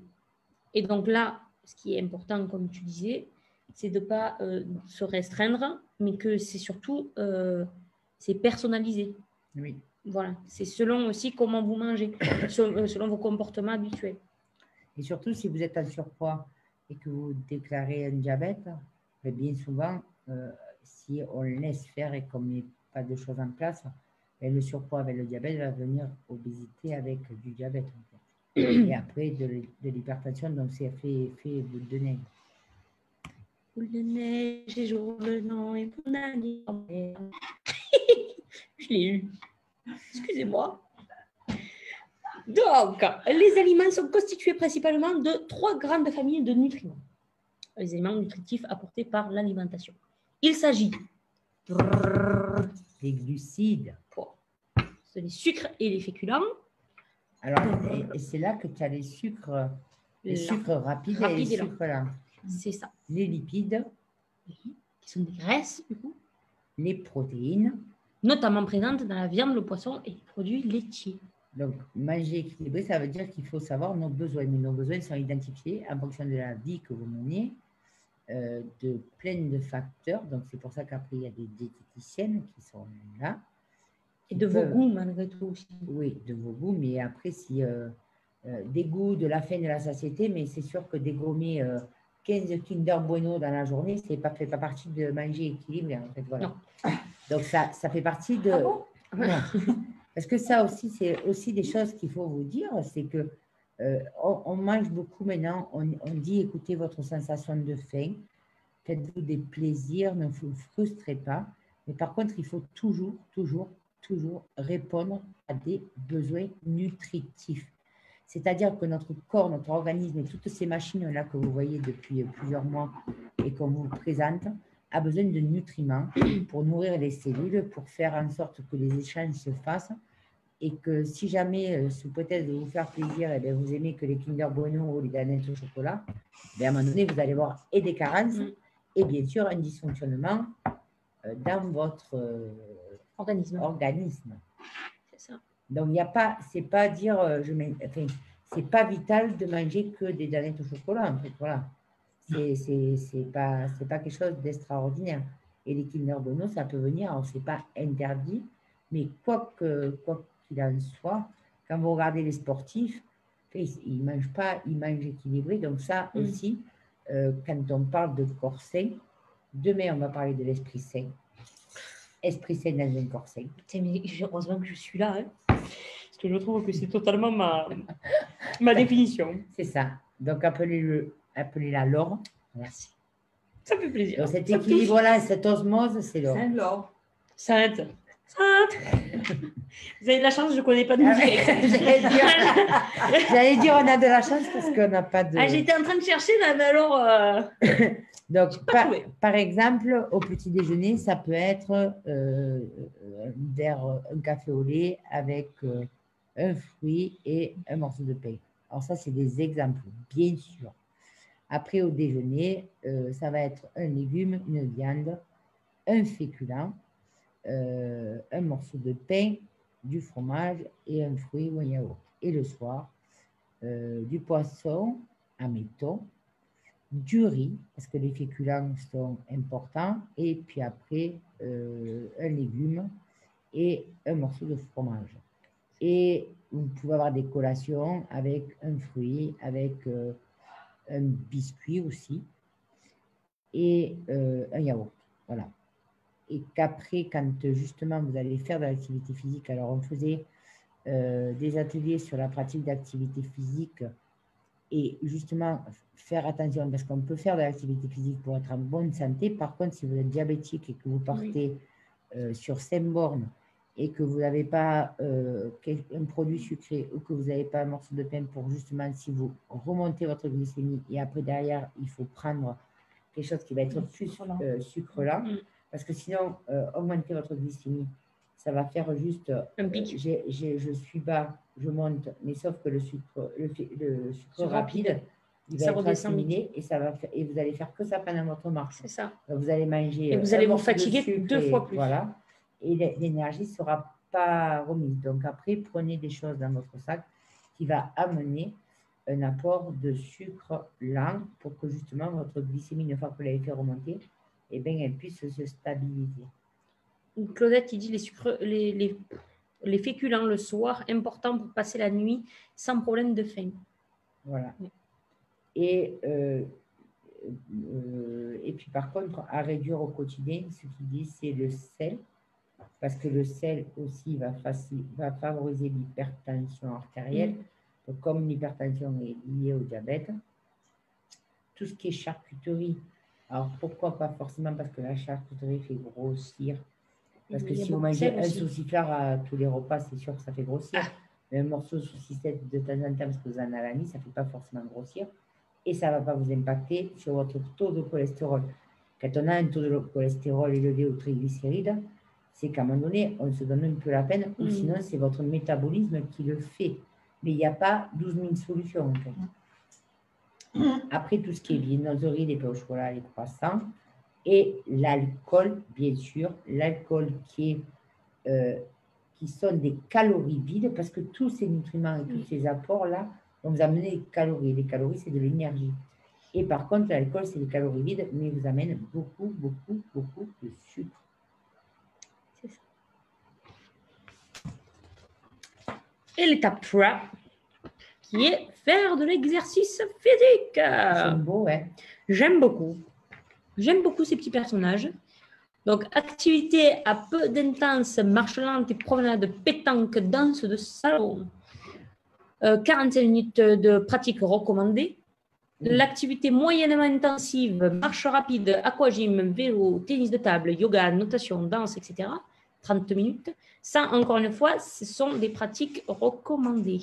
C'est-à-dire que s'ils se sont basés sur une population bien ciblée et que c'est des généralités. Donc, si vous marchez 30 minutes par jour, mais que votre corps l'assimile pendant, on va dire, vous faites ça pendant un mois, au bout du mois, votre corps s'est vraiment habitué. Et si vous voulez voir des changements, en fait, si vous restez sur ça, ça n'ira pas bien loin. Par contre, c'est vrai que vous stabiliserez vos besoins.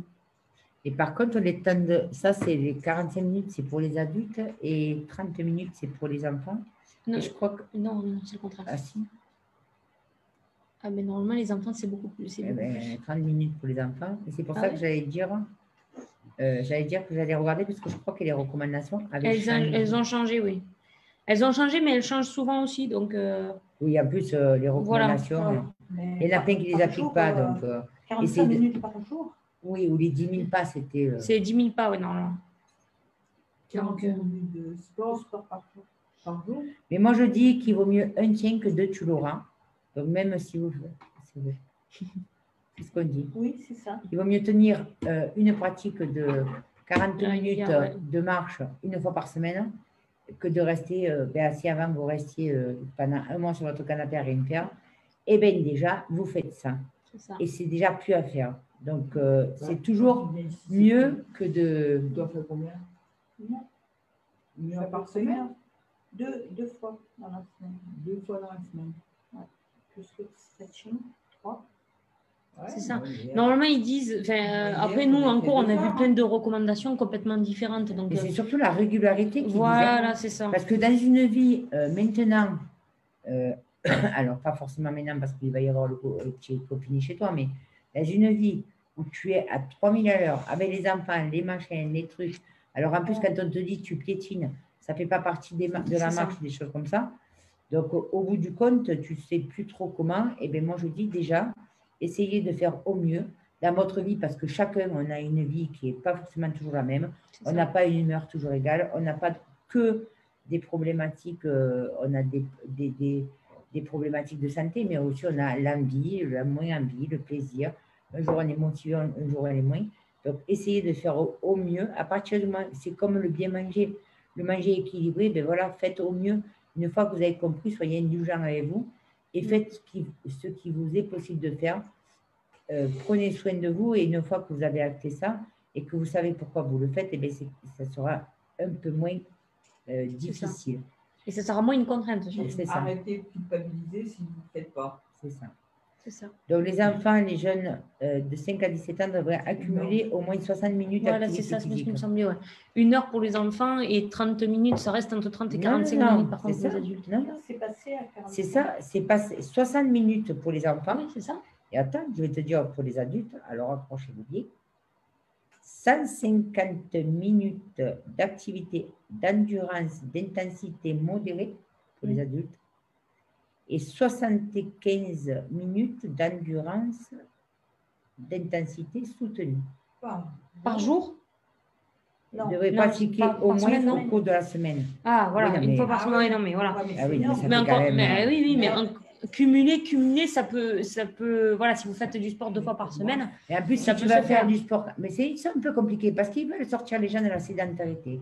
Ils vous pondent des choses, alors ça c'est que mon avis, excusez-moi monsieur le ministère et et l'Organisation mondiale de la santé et tous les sénateurs, les sénatrices et les membres élus qui me regardent, ce n'est que Madame Conchero qui le dit.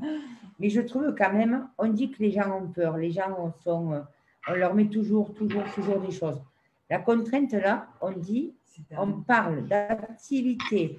Alors moi, avant de connaître les enseignants APA qui viennent, ou qu'on ne m'a jamais parlé modéré, endurant, on ne sait pas ce que c'est. Là, on vous fait la distinguo entre intensité modérée, intensité soutenue, anaérobie, aérobie, nanana. Non, mais c'est pour ça qu'après, c'est important de s'encadrer aussi de personnes voilà, qui ont le savoir et la connaissance, mais... parce que soutenu, ça veut dire quoi? Voilà, c'est ça. Un rythme qui est le mien ne sera pas le même rythme que Cécile, le même rythme que Laure. Sauf qu'à un moment donné, dans l'efficacité, on sera sur la même chose. Donc, c'est pour ça qu'on a mis en place l'intermittent. Voilà. Prenons l'intermittent. Non, mais c'est vrai, ça fait plus peur aux gens. Et après, on dit, mais les gens, ils ne vont pas pratiquer. Et moi, pour moi, c'est la limite. Les gens. Mais c'est ça, pour moi, c'est vraiment la limite des recommandations. Alors, oui, il en faut pour qu'on sache à peu près, OK. Mais par contre, je pense que si on se base tous, par contre, sur ces recommandations, après, ben, c'est ce qui se passe, en fait. Il y a de la peur, l'angoisse, et ben du coup, il y a pas, on ne le fait pas. C'est ça. Pour moi, c'est vraiment la limite. Et en plus, c'est selon tes capacités et comme tu peux. C'est ça. Ton temps. Et selon tes envies. Mais te conditionner dans des trucs. Ce qui ne veut pas dire qu'il ne faut pas qu'on vous mette de temps en temps les coups de pied aux fesses. Oui. Parce que ça aussi, parce qu'on parle des envies, tout ça, mais si après, il y a peut-être... Pardon, excusez-moi, mais tu n'as pas vu ta tête, tu m'as fait. Je me suis dit, qu'est-ce que tu as fait? Non, mais je suis en... Oui, je vois. En pause. Mosaïque. Vous ne captez plus, madame. Donc, c'est que si jamais il y a peut-être cette envie, il faut peut-être la trouver. Et ben, c'est peut-être une tierce personne qui va vous pousser oui, en fait, mais les fesses. Mais un coup de pied au cul, deux coups de pied trop au cul. Voilà, bon, après, il faut pas il a un pied comaque et on y coupe le pied parce qu'il a une dème. Ou alors, écoutez, trace la route. Mettre un coup de pied au cul, ça ne sert à rien. Si, mais de temps en temps. Oui, de temps en temps, ça ne fait pas du mal. Oui, mais voilà, ce que je veux dire, c'est qu'il ne faut pas non plus... désespéré il ne faut pas non plus rester dans pas d'envie du tout. Voilà, il faut être accompagné, il faut découvrir des choses parce que des fois on est sur des représentations et des fausses représentations. Et c'est pour ça que je voulais dire aussi, activité physique ne veut pas dire activité sportive. Parce qu'on entend dans activité physique tous les mouvements qui sollicitent les muscles du corps, entraînant leur contraction d'énergie et augmentent la dépense en énergie. Donc, l'activité physique peut être effectuée aussi dans la vie quotidienne. Oui. Elle inclut des occupations très diverses comme marcher, jardiner, faire le ménage, monter les escaliers, ainsi que les activités de loisirs et sportives. Quand vous avez un appartement et que vous êtes au 6e étage, eh bien, au lieu de prendre l'ascenseur, vous pouvez monter un peu l'escalier, un peu l'ascenseur, petit à petit, un peu l'escalier, un peu l'escalier. Et là, déjà, quand vous montez 6 étages, eh bien, je vous garantis, même s'il n'y a pas 10 000 pas, c'est une dépense d'énergie. Donc, aussi regarder comment vous pouvez valoriser vos déplacements. Des fois, quand on est en voiture, eh bien, on est tellement à la bourre et machin, parce que moi, je me serais garée avant aussi dans les rayons congelés pour aller me servir. Maintenant, il faut des rails. Donc, ils rendent encore plus les gens sédentaires au passage. Alors ça m'énerve aussi. Donc, maintenant, c'est poète, je commande par mon ordinateur. Alors, parce qu'on dit les gens sont occupés, mais sauf qu'on les rend encore plus sédentaires. Alors, pouce. Je vais prendre Annick sur le spectacle, puisque je ne sais pas si vous avez vu, mais quand même, elle a fait une représentation du klaxon incroyable. Tu peux nous refaire ça, s'il te plaît? Attention. C'est bien ce qui me semblait. Donc, voilà, c'est ça. Donc, on la rajoutera aussi. Hein, non, mais c'est ça. Alors, on va dire aux gens, bougez plus. Et sauf qu'on leur demande de travailler plus pour être payés plus aussi, ça c'est bien.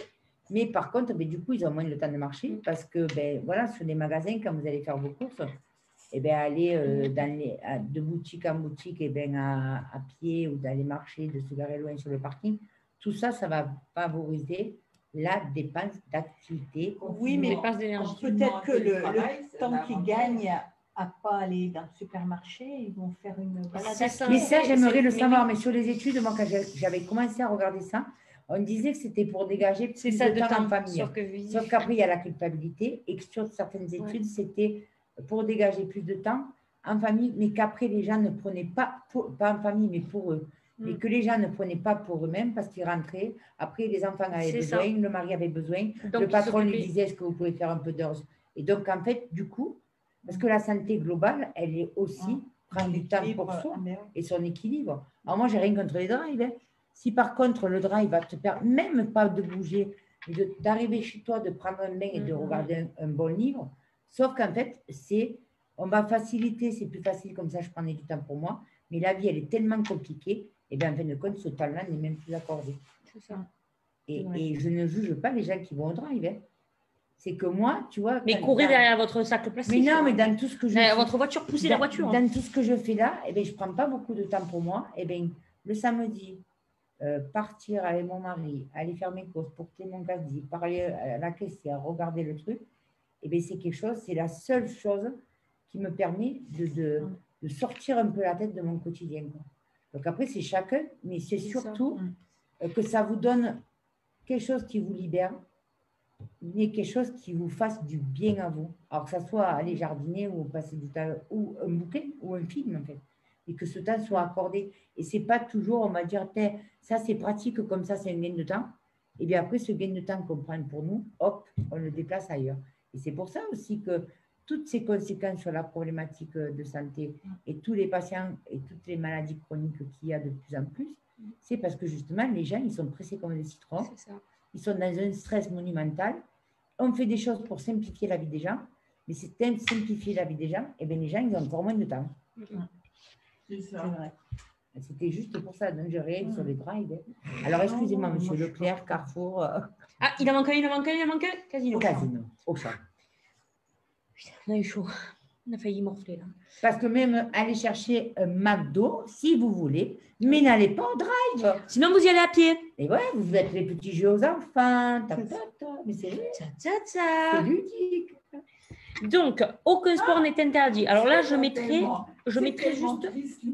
C'est ça. Eh oui, mais bon, après, je mettrai quand même des petits guillemets sur aucun sport n'est interdit. Je mets des guillemets pourquoi? C'est pas que c'est interdit. Sur les gens qui ont des scléroses en plaques. Alors, on ne fait pas, d'accord, Raphaël, on ne fait pas de sport de combat. Raphaël Dabozy, c'est pour toi, d'accord? Ça, je te la replacerai, mais je te jure, même après que tu auras ton permis et tout. Hein. Donc, c'est pas que c'est interdit, c'est que c'est pas recommandé selon ce que vous avez de faire certains sports. Donc, c'est pour ça que l'accompagnement, il est hyper important là-dedans par des personnes qui s'y connaissent et qui ont la connaissance et le savoir. Parce que justement, il y a des sports qui peuvent être trop intensifs pour l'état actuel du corps et qui peut être bien finalement une fois que vous avez fait un reconditionnement, on va dire, physique. C'est pour ça que, Carole, je ne sais pas si tu m'entends toujours, sur les documents qu'on a travaillé ce matin, c'est justement, on dit, vous avez du poids ou vous ne faites pas d'activité, donc votre santé ne va pas bien, vous ne prenez pas soin de votre santé. Sauf que, s'il vous plaît, faites aussi en sorte que quand vous reprenez une activité, si vous n'en avez jamais fait, si vous n'en faites pas, même si vous perdez du poids après une chirurgie, soyez accompagnés dans les premiers temps, faites un bilan de votre ossature, de votre organisme, de tout ça, de vos muscles, parce qu'il y a la sarcopénie qui fait que si jamais il y a une problématique de fonte musculaire, vous allez aller faire de l'activité pour faire de l'activité. Donc, quand il y a une problématique de santé, que ce soit insuffisance respiratoire, diabète, même obésité, perte de poids et des choses comme ça, faites-vous bilanter par un professionnel kiné. Il faut que vous soyez en sécurité. Et pour être en sécurité, parce que sinon, vous n'allez pas améliorer votre santé, vous allez entraîner des conséquences qui seront différentes que le poids, l'obésité, mais d'une manière différente. Et l'activité, ce n'est pas anodin. Et surtout de l'activité physique intensive, peu intensive, il faut prendre tout le contexte de comment sont vos organes, votre cœur, votre machin, pour être accompagné. J'ai plus de batterie, je crois. Bon Dieu. Mets tes doigts. Ouais. Donc voilà, il est hyper important quand même de se faire entourer des bonnes personnes. Et c'est surtout que, comme disait Annick, l'activité physique peut entraîner d'autres choses. Alors des choses positives, oui, mais aussi des choses qui peuvent être néfastes. Si par exemple, vous ne vous hydratez pas assez, donc l'hydratation est hyper importante pour l'utilisation des muscles, notamment. Si vous ne vous étirez pas, ça peut faire vous pouvez avoir des crampes. Ces crampes peuvent aussi vous gêner dans la nuit. Du coup, comment on appelle ça? Perturber le sommeil. Donc, tout ça, c'est hyper important que vous soyez accompagné. Alors, des fois, on dit oui, je sais, mais des fois, on a besoin aussi d'une tierce personne qui bouge derrière. Et en plus, sur les personnes qui sont diabétiques, nous, on le voit quand il y a des personnes diabétiques à l'association, et même s'il y a des enseignants en activité physique adaptée, les enseignants travaillent en lien avec le kiné, avec l'endocrinologue, parce qu'il y a des personnes qui sont diabétiques et qu'on dit allez faire de l'activité, vous allez voir, votre diabète va aller mieux. Et là, ça fait des hyper, alors qu'elle ne fait pas des hypos. Et en fait, la compétence d'enseignant en activité physique adaptée n'est pas une compétence de l'endocrinologue. Voilà. Donc, l'APA va appeler le diabétologue pour voir comment faire, parce qu'il faut que tout soit en sécurité. Alors, vous comprenez que 2 personnes qui sont formées avec le médecin, si eux ont besoin de travailler à 3, comprenez bien que nous, on n'a pas cette compétence-là et non plus la connaissance. Et c'est surtout que s'il doit y avoir adaptation de la pratique aussi, parce que... Donc, s'il y a aussi changement, et que ça soit positif ou négatif, voilà, il faut que ces changements se fassent avec ces endocrinos ou ce genre de... C'est M. Conchero qui arrive. C'est M. Conchero qui a pété la porte. Donc, oui, et après, par contre, dans la pratique d'activité, alors s'il vous plaît, échauffez-vous au départ, étirez-vous après, hydratez-vous, étirez vos muscles et vous écoutez. Si vous sentez de la fatigue, tout à l'heure, ce matin, il est arrivé une nouvelle dame et elle m'a dit, je me suis fait engueuler par mon kiné. Alors, engueuler, à un moment donné, il ne faut pas forcément engueuler, mais il faut que les gens comprennent aussi. Se fasse pousser. Parce qu'il lui a dit, dès que je vous ai dit, avant d'avoir mal, dès que vous sentez, arrêtez-vous. Mais non, j'étais bien, je me disais quand même. Eh bien non, quand même, votre corps, il parle, écoutez-le en fait. Parce que sinon, ça ira encore plus. Et des fois, parce qu'on est dans le... Donc, écoutez-vous, prenez vos mesures de glycémie avant de partir. Soit validez que... Ou avant de partir... Avant de faire... Ou de partir marcher, ou de faire de l'activité. Quand il y en a qui vont en salle, ou qui font du vélo, ou leur vélo d'appartement chez eux, et qui ne sont pas vigilants à leur glycémie, et qui s'inquiètent... Après, la tête qui tourne, voilà, c'est ça. Et donc, du coup, j'ai une chanson. Partir un jour sans retour, effacer notre amour, se retourner, pas regretter. C'est les chansons qu'il faut, hein. C'est les années 2000. C'est ça. C'est ça. Tu te rends compte? J'étais un petit baby, comme ça. Non. De 4 kilos J'étais constante, disons. Ah, oui. Mais non, je faisais 51 cm. Ça, je le sais. C'est 51. Oh, et après, le pastis. Ah, bah oui. Le Ricard. Ouais, voilà. Non, c'est dommage que ce ne soit pas Ricard, mais bon, c'est 51 quand même, tu vois, c'est pas grave. Je vous et un petit Ricard dans ce verre à ballon. Voilà. Bon. Est-ce qu'après j'en parle ou est-ce que je crois qu'il y en a un truc? Non, je pense qu'il... Ah, si, mon Dieu, on a Covid. Ah oui, donc c'est ça. Donc on a Covid, mais parce que c'était important de parler aussi avec le Covid, mais et surtout aussi, soyez bien équipés avec des chaussures. Oui. Quand vous allez faire de l'activité, mettez des chaussures, vous avez droit, vous allez aussi pouvoir aller chez les podologues et les pédicures pour les soins des pieds. Chaque jour, examinez, regardez si vous n'avez pas des ampoules aussi pour la cicatrisation, parce que dès qu'il y a quelque chose qui ne cicatrise pas, eh bien souvent chez les diabétiques, il y a défaut de cicatrisation, donc complications. Donc, soyez vigilants à tout ça. Et puis, une fois qu'on a acté que, voilà, même les chaussures, quand vous allez marcher, ça, je me dis parce que j'ai fait de la course dans ma vie, qui n'est pas fini ma vie. Hein. Là, je suis un peu en stand-by. Et par contre, je vous souhaite une bonne année 2021. Mais je vais faire des choses belles et magnifiques. Et donc, je disais que quand vous allez courir, votre pied, il va courir. Non, mais c'est pas. Voilà, non, mais c'est vrai, c'est vrai. J'ai pas fait des recherches, mais par contre, si jamais vous allez prendre la chaussure, ne banalisez pas, s'il vous plaît, l'achat de la chaussure. Parce que la chaussure… C'est profond. Mais oui. Alors, il faut qu'elle soit bien adaptée, que votre pied soit confortable. Mais il ne faut pas non plus qu'elle soit trop large parce que sinon, votre pied bouge. Et là, vous allez avoir des accidents. Et il ne faut pas non plus que quand vous allez courir ou faire de la marche, votre pied va gonfler et il faut qu'il ait la place de se positionner. Il faut qu'il fasse des ampoules, des choses comme ça. Et surtout, n'allez jamais faire une marche loin et longue avec des chaussures neuves. Cassez les chaussures. Essayez-les un petit peu. Comme les danseuses, vous tapez avec elles. Ne mettez pas… Cassez-les. Ne mettez pas des chaussures neuves. Moi, un jour, je suis partie avec des chaussures de golf neuves pour faire un tournoi. Tu as pleuré. Ah oui, voilà. Alors, j'ai fini en chaussettes, je crois, sur le parcours. On m'a dit, c'est pas l'étiquette, mais écoute-moi, j'ai mal aux pieds. Mais ça, vous voyez, mais des trucs comme ça fait rire. On n'y pense pas. Mais c'est vrai. Mais quand tu le testes, tu te dis, et les gens te disent, mon Dieu, mais c'est quoi, tu ne le savais pas? Excusez-moi, c'est pas écrit dessus. Ah, mais écoute, les gens savent tout parce que tu l'expérimentes, tu leur dis la solution, ils te disent, mais je le savais. Mais quand même, tu ne le savais pas, toi. Ne pas faire de sport en talons. Ah oui, en talons, oui, du coup. Parce que là, c'est plus des tapis de marche en chaussettes. C'est ça. Voilà. Ça me rappelle quelque chose. Ouais. Et Stéphanie qui dit, là, il faut vraiment qu'elle aille voir un médecin de l'oreille. Mais pourquoi alors? Attends, mais c'est une blague. Oh, mais non, mais Stéphanie, sa mère va m'envoyer un Colissimo, ses médicaments. Tu te rends compte que Colissimo, il met 40 jours à venir. Donc… C'est Daniel qui va le chercher. Je vais l'appeler. Non, mais Daniel est tout à fait d'accord que je suis tout à fait normale. Bien sûr. Donc, Covid-19. Oui. Comme de par hasard. La Covid, nous disons. Ah oui, la Covid. La Covid et le diabète. Alors, c'est ça. Dites-nous. Restez acteur de votre maladie comme de votre traitement. Ça, c'est le point juste primordial de tout ce qu'on vient de dire et dans tous les cas, il faut que vous restiez acteur.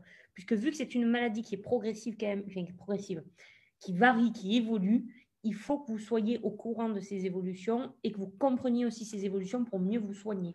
Et même là, pendant la Covid, où c'est compliqué pour les examens, pour les rendez-vous, des prises en charge, n'arrêtez pas votre suivi. C'est ça. C'est vraiment hyper important. Et si on ne vous répond pas parce qu'ils sont surbouclés, nani, nana, il faut que vous insistiez et il y a des droits pour ça avec les téléconsultations, tout ça. Il y a plein de choses qui se sont mis en place. Donc, renseignez-vous, comme je vous ai dit, aussi sur la Fédération des Françaises des diabétiques parce qu'ils expliquent tout. Et j'ai lu un article ce matin qui disait que il y avait des projets qui étaient mis en place et des tests qui étaient mis en place justement sur cette téléconsultation, tout ça, et sur le suivi rapide. Et votre pharmacien aussi, votre pharmacien peut vous aider, le pharmacien de proximité. Oui. Et il y a le réseau Sophia qui doivent aussi vous appeler.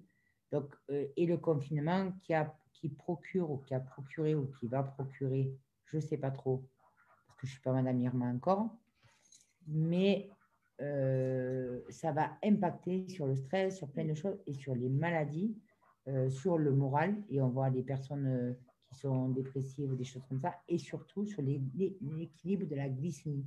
Parce qu'il y a moins d'activité, parce qu'il y a plus de stress, donc il y a plus des fois d'hypertension, il y a plus de… Et donc tout ça va augmenter les risques. Donc pensez, il est indispensable de maintenir votre équilibre glycémique. Donc il y a Stéphanie qui dit oui, mais alors les médicaments, c'est compliqué pour les avoir. Je sais. C'est ça. Mais c'est pour ça qu'il faut quand même malgré tout insister. Je sais que Steph… les ordonnances. Les ordonnances, les machins, les trucs, mais bon… Donc, Sophia, et même si jamais vous êtes diabétique, que Sophia ne vous a pas appelé, appelez le siège. La Sécu, dites que vous avez besoin et je pense qu'on vous mettra sur les… C'est ça. Je ne connaissais pas Sophia. Le réseau Sophia, pour les diabétiques. Donc, pensez à contrôler très régulièrement votre glycémie et si vous êtes sous insuline, votre cétonurie par bandelette urinaire. Et les professionnels qui vous suivent peuvent vous accompagner si vous êtes en difficulté pour le faire seul. C'est quoi avec les bandelettes? Mais cela, c'est sur la bandelette. Tu vois l'acidité. Le traitement par insuline lente ou pompe à insuline ne doit pas être arrêté même si vous n'arrivez plus à manger pour éviter les complications graves. Acidocétose. Et par contre, si vous êtes sous pompe, il y a toujours un prestataire de service, même s'ils ne sont pas disponibles, pétez-leur les robignoles, parce qu'ils sont là pour ça et ils ne doivent pas vous laisser seuls à gérer des choses que vous n'arrivez pas à gérer. Sur les infirmières aussi, demandez à votre médecin généraliste qui vous prescrivent pour comprendre certains protocoles quand ils sont changés ou des choses comme ça. Alors là, l'autre jour, ça m'a fait halluciner. Il y en a une personne où on a changé sur un traitement d'insuline et on y a dit, ben, vous allez vous débrouiller seul pendant 5 jours, vous faites ça, 5 jours, vous faites ça. Mais elle était complètement perturbée, quoi. Et elle ne voulait pas le faire parce que pour elle, c'était quelque chose qu'elle ne savait pas gérer. Ouais.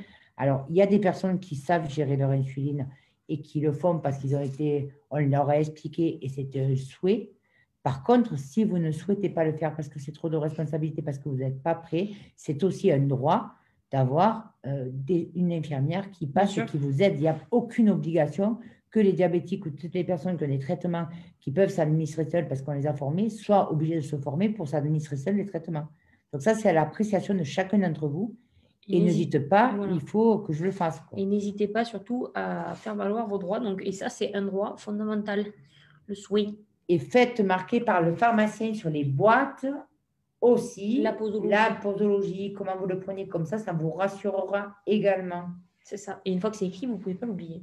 C'est ça. Et il est également important que vous anticipiez avec votre pharmacien vos besoins de médicaments, du coup, et un dispositif de lecture de glycémie ou de bandelette urinaire. Voilà. C'est ça. Claudette qui dit, Sophia, qui peuvent conseiller écouter, et oui, il te rappelle. D'accord. Voilà. Donc,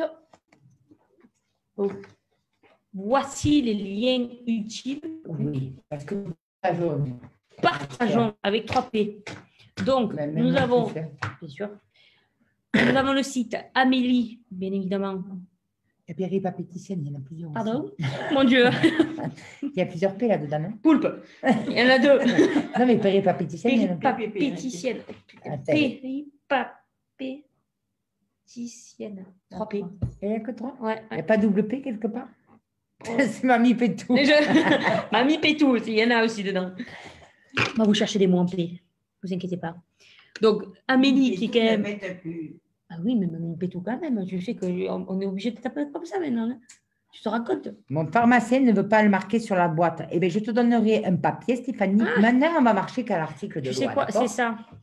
Alors, comme la diffamation, comme plein de choses, il y a des organismes comme l'OMS, l'HAS, mettent des recommandations et des conduites à tenir. Donc, il y a des articles qui sont faits. Donc, tant pis pour les petits arbres que je vais un peu malmener, mais je t'imprimerai justement le droit et l'obligation, le rôle du pharmacien. Et comme ça, quand il aura lu les 20 pages de qu'est-ce que doit faire un pharmacien de proximité, peut-être qu'il comprendra qu'il faut le faire. Et j'y mettrai du stabilo aussi.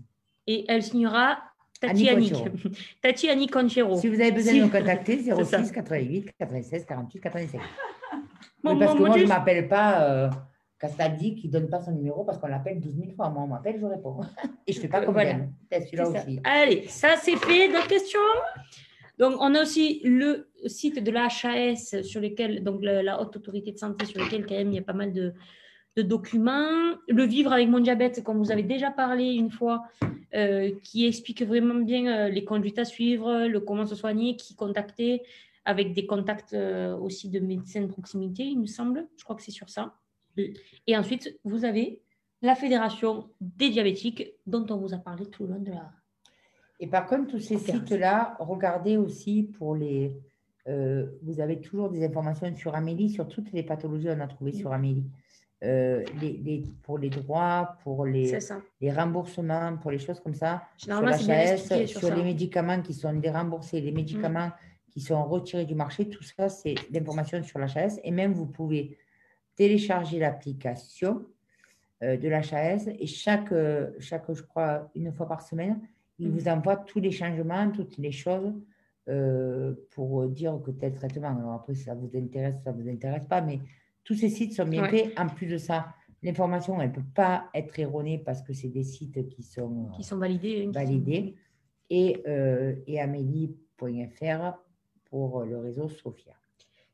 Et je tiens quand même à rajouter un petit lien utile, c'est celui de monetp.fr qui propose du coup de l'éducation thérapeutique pour et notamment pour le diabète. Et comme ça, vous pouvez en trouver autour de chez vous.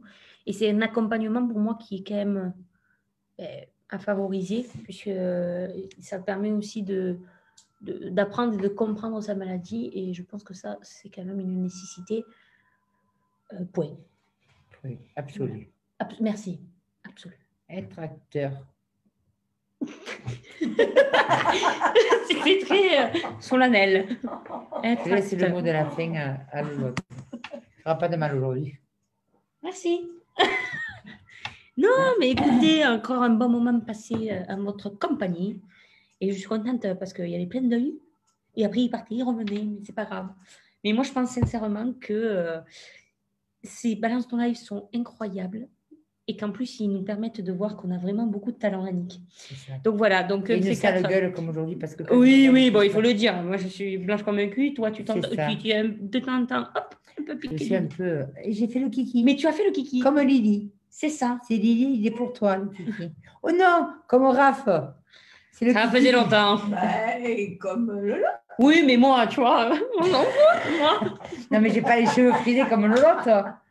Mais si ça, c'est pas un problème, on te met des bigoudis. Non, mais les bigoudis, il faut des gars. Ou je te les pose sur ta tête si tu veux. Hein. Ça aussi, c'est possible.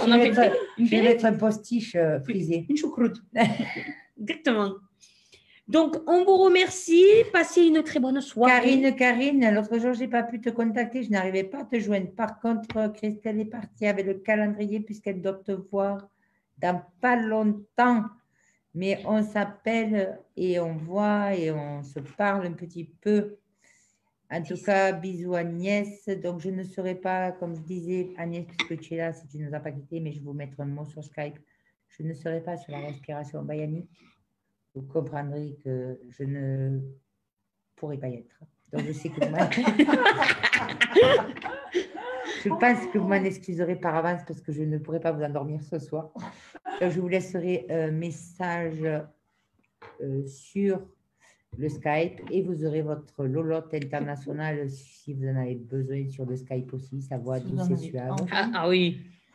Et puis après, ben, on embrasse tout le monde. On a des pensées pour toutes les personnes qui ont besoin de gros bisous. Jean-Laurent, je ne sais pas si tu nous vois, mais on te fait des bisous, toute ta famille. Stéphanie, ma petite Stéphanie, Magali, Agnès, Karine, et tous ceux qu'on aime et ceux qu'on n'aime pas, et bien ce soir, je ne les saluerai pas. Voilà.